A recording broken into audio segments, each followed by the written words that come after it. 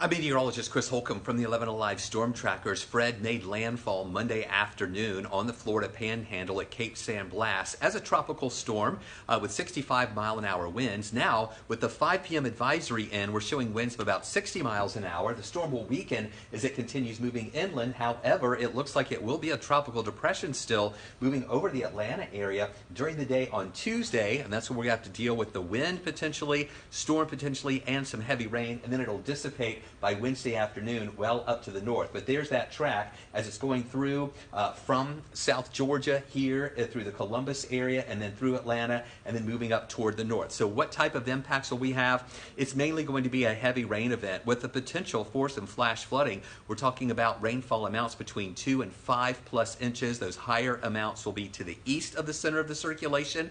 In fact, here's a look at what we're watching. We saw that track there as it's moving through to the east of that center. That's where we have those highest rainfall amounts. Some areas maybe 4 to 7 inches, but to the west of us, lower amounts, less than an inch in some spots. Wind is also an issue. We have a wind advisory in effect. Max winds really with that between 15 and 25 miles an hour, gusting to 40 miles an hour at times, and that's why we have a wind advisory in effect for areas on the south side.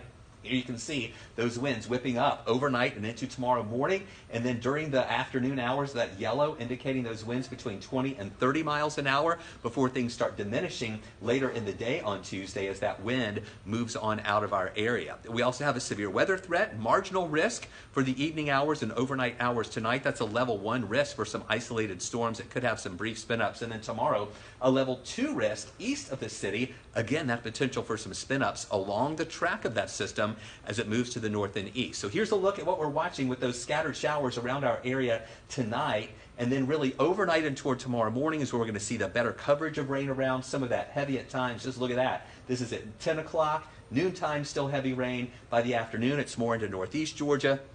Then it exits moving up to the north and east. By the time we get to Tuesday night, things start calming down. Wednesday morning, Wednesday afternoon, look okay. Just a few scattered showers developing into those afternoon hours. We're also watching Grace. This is a tropical depression, most likely going to become a storm again, maybe even a hurricane as it moves over toward Mexico. That looks like it's going to stay well to the south of us. And then we also have Tropical Storm Henri, which is now out into the Atlantic. It is a tropical storm. Looks like it'll stay out to sea and not have any impact on us.